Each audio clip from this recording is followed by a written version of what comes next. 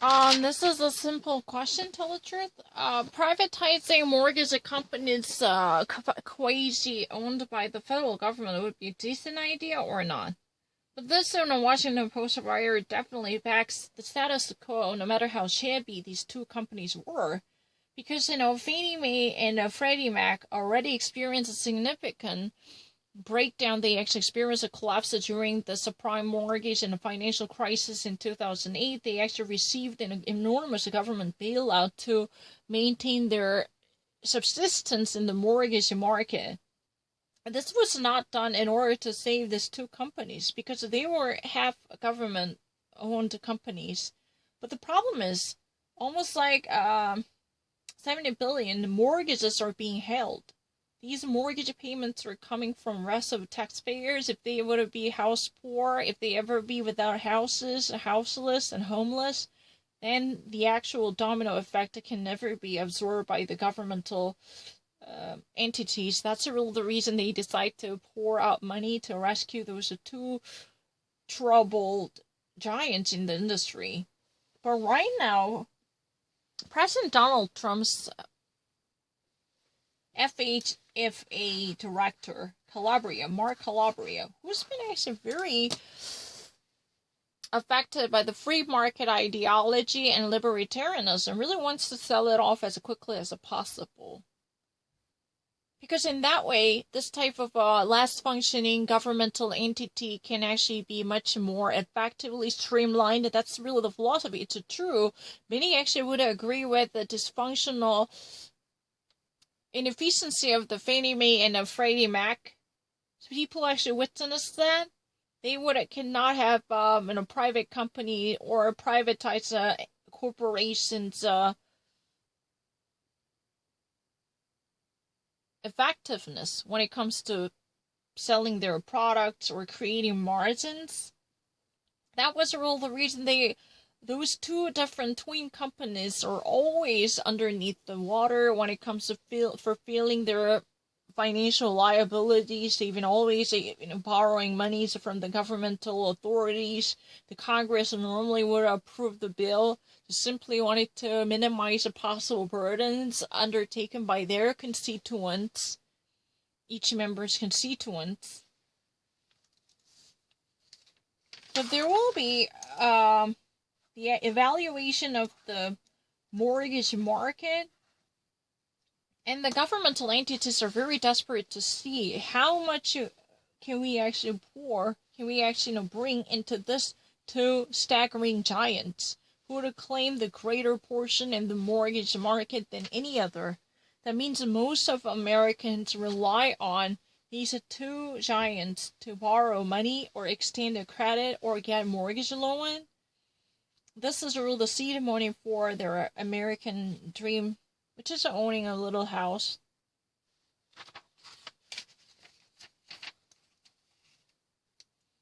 It's really interesting. There had been a certain mentioning of the Newton's law. Whatever that's at rest without motion, that would likely to stay at rest unless there is a serious upset. Even actually in the wake of a little motion, that would actually stay in that way. That's what has been mentioned. This type of debate concerning the privatization of Fannie Mae and Freddie Mac started right immediately following from the financial crisis, because this was a temporary agreement. When there was a congressional bailout under the leadership of President Obama was made, there was a deadline on the table. After this period, Fannie Mae and Freddie Mac would graduate from the government service to scout their own private investors to function as a private entities. That was really the deal. However, there had been an enormous delay because no one even actually wanted to touch this option choice, because none of them were really attractive solutions, because Fannie Mae and Freddie Mac were literally the leading horses pulling out the carriage of American real estate market, especially concerning average house owners. But if they actually, never provided this type of less lucrative and a profitable business model on behalf of a regular folks, then this would also be a serious loss for many of average Americans with a low payment. Then they would never even own their own properties forevermore. And this would actually create an additional homeless problem, much to the disgrace of any type of governmental president, who just really likes to lower down unemployment rates and homeless rates. Because the new metropolitan areas in San Francisco or Los Angeles or New York, the homelessness is a really chronic disease that actually plundered a massive amount of public funds to shelter them. So this type of a cheap mortgage programs should be there to support America. Think about it. If the Fannie Mae and Freddie Mae, because of their last functioning, underperforming business portfolio, they would be sold off to private companies, then who would actually offer affordable mortgage program for average person? Average persons, I mean. That's really a big problem. And again, there was a little mentioning of law from physics, right? So Fannie Mae and Freddie Mac somehow have been afloat in this state of inertia. That means, whatever that might be that has been in this state of inertia for so many years, you would have likely to maintain the course of inactivity. That's a really interesting illusion, I think. But anyway, this columnist actually says that this, FHFA's director, in a cooperation with the Treasury Secretary Stephen Mnuchin, to sell it off, these two somewhat ailing half-government entities in rush would never be a great idea. Anyway, there should be a certain type of full discussion, because otherwise you're actually giving a free pass to such a money-making, unscrupulous magnates who would like to use their taxpayers' money to make business out of it. Think about it. This is really the business that has gained its credit and expanded its networks, feeding off the taxpayers' investment. So far, there have been multiple funds approved by the United States Congress to corroborate this dying down business entities, because they could barely make any type of profitable contracts. And the mortgage loans offered by Fannie Mae and Freddie Mac were definitely cheaper than regulars from different financial institutions, for sure. That was the advantage and the beauty of these two organs, partially possessed by the United States government.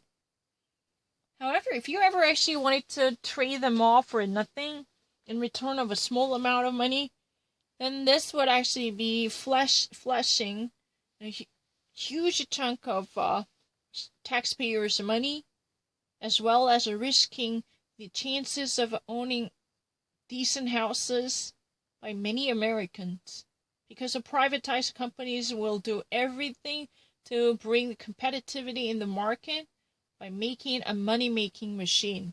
And there is no chance the average American even actually rely on this relatively cheap mortgage companies to take out loan or extended credit. That kind of days are going to be, the old era. People might actually look back and say that, those were good days with the two avuncular groups like, Fannie Mae and Freddie Mac. But they were not going to be there. Even though this is aching the tooth of the government, this is the aching tooth of the government. Because they actually want to pour more and more money into this business. However, this is like a bottomless pit. Endlessly, it requires more money because these two business model is not 100% streamlined to squeeze out every penny by cutting corners. No, it was supposed to actually help people. Of course, there are certain slack in the mindset because they're not operating the money just simply based upon the private capital? No. That's really the case also, too. There are certain accusations pointing at internal corruption and incompetence. However, the very fundamental philosophy of those two giants were simple. Letting Americans take out a credit, take out a loan, with the lower interest rates than other private financial banking system. I mean, there are financial institutions in the regular banking system. I'm not lying. It's very easy to understand that. I really actually remember that was actually, a temporal deal. Fannie Mae and Freddie Mac were allowed to receive a massive bailout fund because so many people could never actually pay back that kind of money if they never extend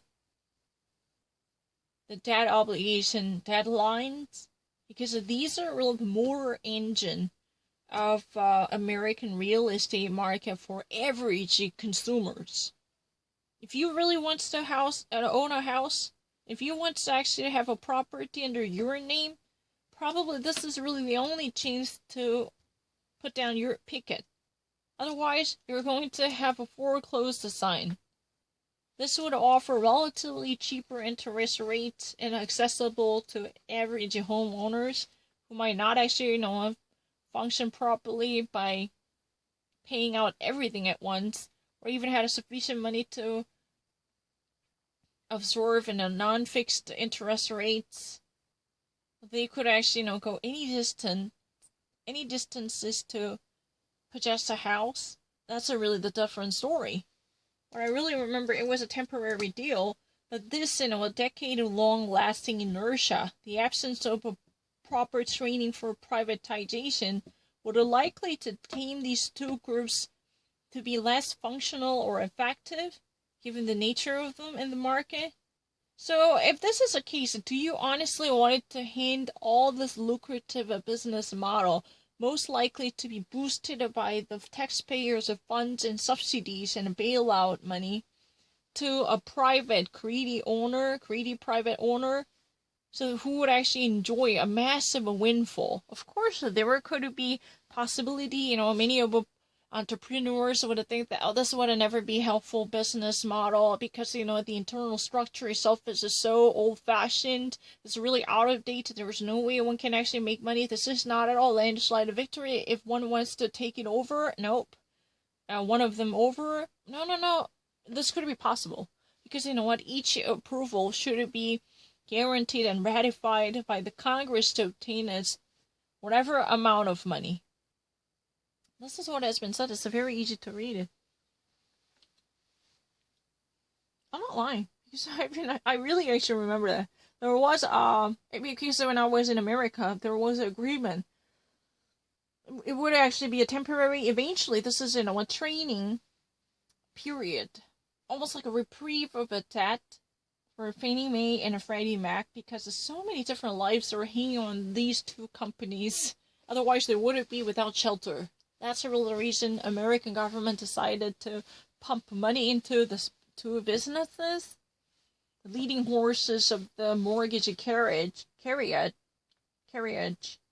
the problem is, this was like, putting them on the training to be ready for privatization. Eventually, they were going to be sold off by private investors who would actually definitely bring rigor and competitiveness to be able to stand on their own feet alone in the market. That was really the concept. That was the close.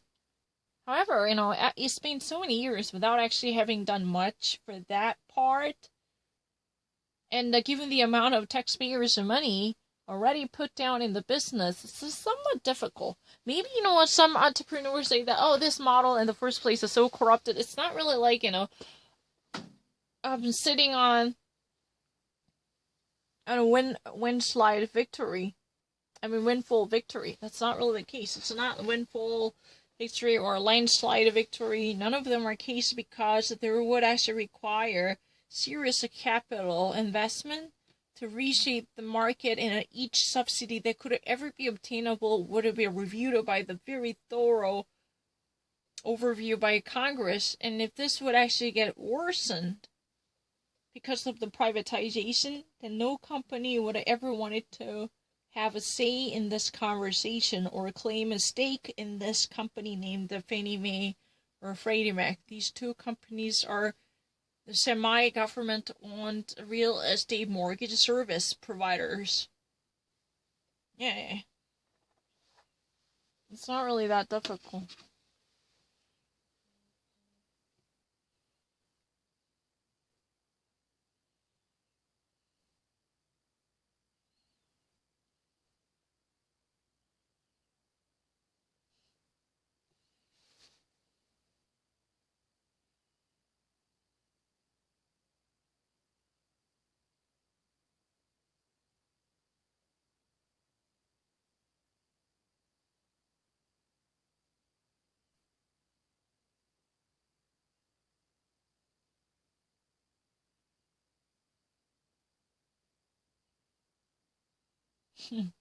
Not profile in courage, but profile in cowardice. Of course I know it.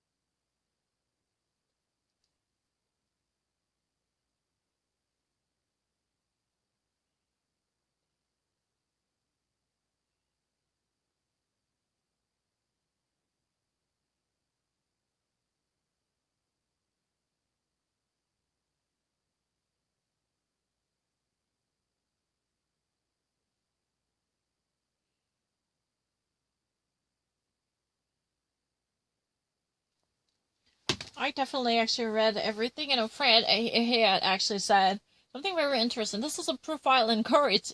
No, this is really the Mockingbird and against John F. Kennedy's a profile in courage. Instead of it's a profile in cowardice. The main point here is Marco Rubio is really a coward and the poltroon who just really couldn't muster up his courage to bolster the honest efforts made by state legislators or local governmental authorities who are who have been so determined to say no to presidential power. If there is any type of a rigorous massive fraud accusation that would likely to come from nowhere, then they are actually willing to even go after president. Doesn't matter who they are facing. Even those people are from the same party. Think about it. In Georgia, Secretary of State from Republican Party, Mr. Raffenberg said no. There was no election fraud. He actually firmly and unswervingly stood by the Republican Party's philosophy while defending his state's voting records. Those two are compatible. Marco Rubio's recent response to a new team of President-elect Joe Biden was somewhat interesting, but from this person's perspective, it would only beget cynicism. He actually demeaned them, those people with Ivy degrees fully out of touch with the real people's life, would likely to be a caretaker of America's decline orally. It means those people are likely to accept the deeming phase of America's superpower without doing much ado. That's really the argument. Think about it. The Democrats, those are more likely to pose themselves as a gentleman and gentlewoman out of decorum. They would like to forge a relationship with the foreign entities without having a much claim about America's superiority. Then that's really a deceitful cowardice from Marco Rubio's perspective. However, Marco Rubio so far was nothing but a wimpy child who was just actually, indulging in the protection offered by such a bully kid.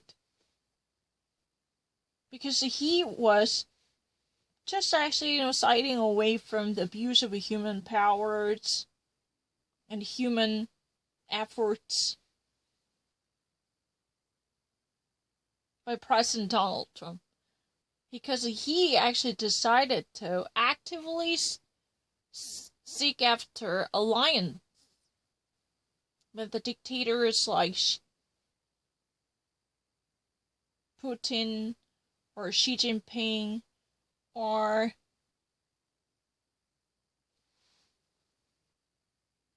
Saudi Arabia's MBS.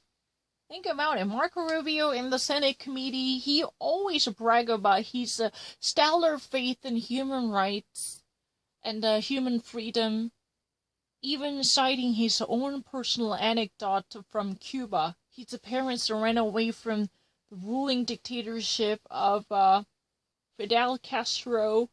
That type of a narrative was so powerful to move so many hearts.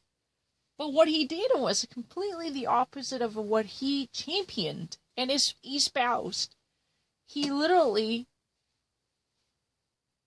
played his role as an accomplice, overlooking the misdemeanor and the criminal activities of President Donald Trump, teaming up with Xi Jinping, who literally opened up a detention center designed to suppress and torture Islamic sects like Uyghur.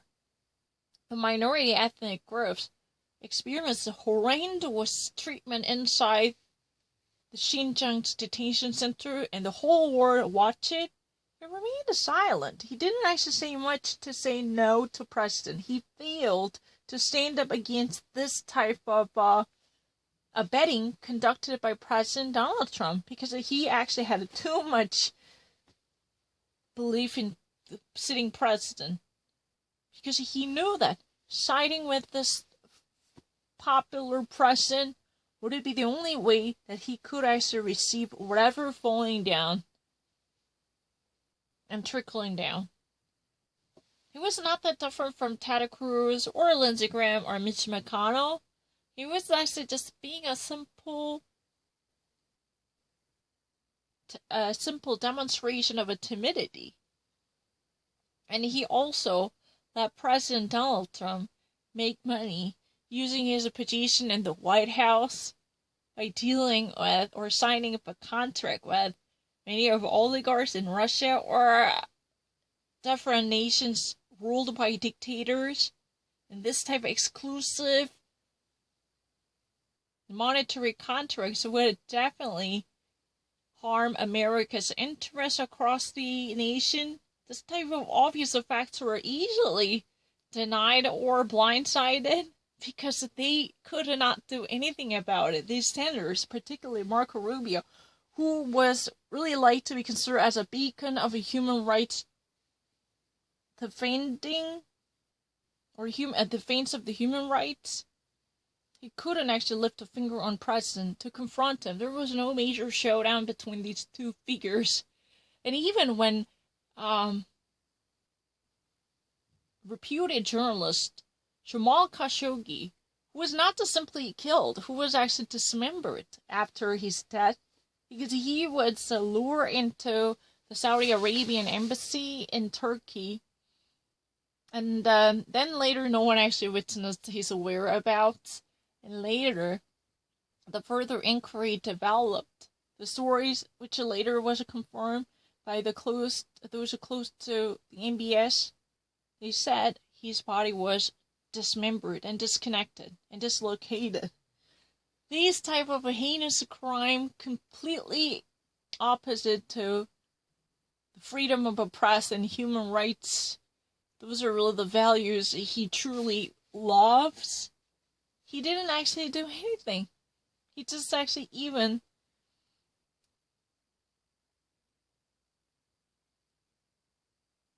actually wanted to be a sympathizer of President Donald Trump, who embraced this heinous crime conducted by the Saudis monarchy.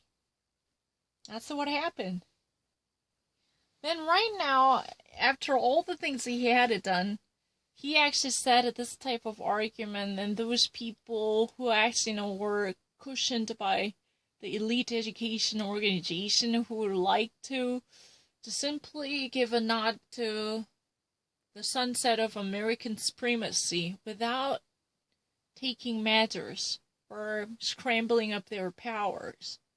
That's really pathetic. Is that all he can say? It would have been very nice if Marco Rubio, even at this moment, would have defended the freedom of the United States he and his parents had yearned for while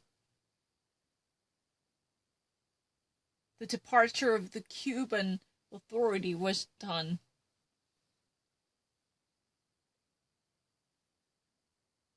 Because he could not convince his voters or constituents in his districts to say that President made a mistake and the President had a judgmental failure. That's the real reason why he's been engaged with this type of baseless legal battles and a feud, even at the cost of ruining America's credibility in the system. He couldn't actually do so. This is not too late. But that would be our only ideal scenario if someone like him would all of a sudden toughen himself to face the music with honesty. That means accepting this bittersweet consequence would be so much good for his political capital as a promising senator. But that kind of sincerity was not seen.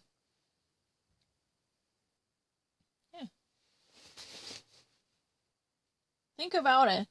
When the board of canvassers in Michigan bravely claimed their integrity by going over the tabulation with a sense of commitment to America's allegiance. That was another brilliant. Or Georgia's Secretary of State, who really refused to put party loyalty above his fidelity to nation. And that type of brilliance should be appreciated. And those are major senators like Tom Cotton, or even, what's that, Marco Rubio and Josh Hawley. They all should actually reciprocate this type of feeling, but there was none. Yeah. But if you ever actually read another article, Tom Cotton actually came out to blame the picks of President-elect Joe Biden, saying that Joe Biden is really doing the opposite by not actually searching for any personnel who might actually truly endorse American unification. These selected nominees were likely to be partisan and left-sided and progressive. They would have never represent the other side of the United States. That was really the accusation made by Tom Cotton, Senator Tom Cotton, right?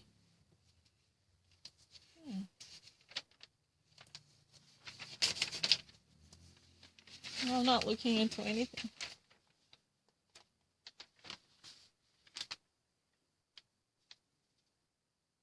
It's not a great deal. I don't really need to think twice about any of them.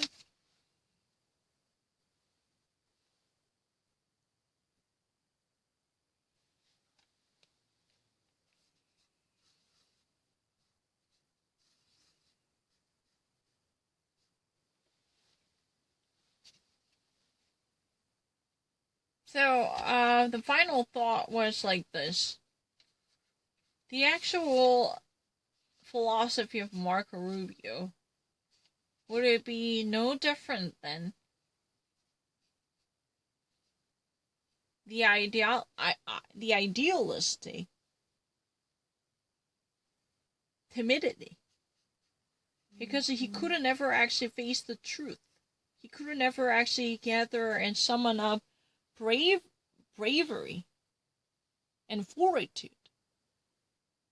Even though he would never agree with this type of egregious claims coming from Donald Trump, he knew it. He knew ultimately. It's very obvious. Because a reasonable senator like Marco Rubio would not even actually consider the gravity of this type of fraud argument. That's not going to work. Everyone can actually perceive, to what extent he would acknowledge the damage aspect surrounding the Donald Trump's delusion. That would eventually take a toll on America's unification, and the most of citizens, squashed by partisanship, would likely to bear the brunt of this. They're likely to be a major victims of this running amok vehicle called Donald Trump. But he couldn't actually do anything. Maybe this would be too great if he would have somehow realized the moral fallacy of this misgoverning. So he decided to change his mind so he could actually say no to Preston. This is not right.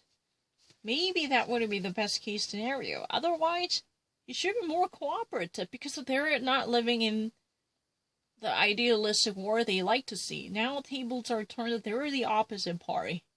Now the shoes is on the other side. They should actually learn how to cooperate with the ruling party to have the legislative done, whether they like it or not, because their president isn't leaving the White House in a month, or even in less than a month.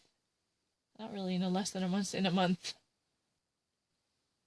But that type of a consensually appropriate behavior is not being seen from Marco Rubio, because he's been still condoning the craziest ideas spurred by President Donald Trump's legal team. Then, eventually, he would have realized what type of damage has been done to his credibility and his stance in politics. Once, this corrupt power is removed from the system, then eventually, someone like him who is going to be part of Washington culture for more than years would feel the burn coming from this type of a complicity that he had once partaken in. Maybe he may not actually feel the heat right now, but those days are coming, according to this article. It's better for him to recognize the moral pitfall he actually created. I mean, it's not really that difficult to recognize the truth, but it takes a courage to do so. And that's really what people might expect from this promising young senator, Marco Rubio. If he ever wants to nurture his ambition further, then it's better to actually, act morally by acknowledging the actual fallacies propelled by the Trump administration, and he would be better off to be in atonement.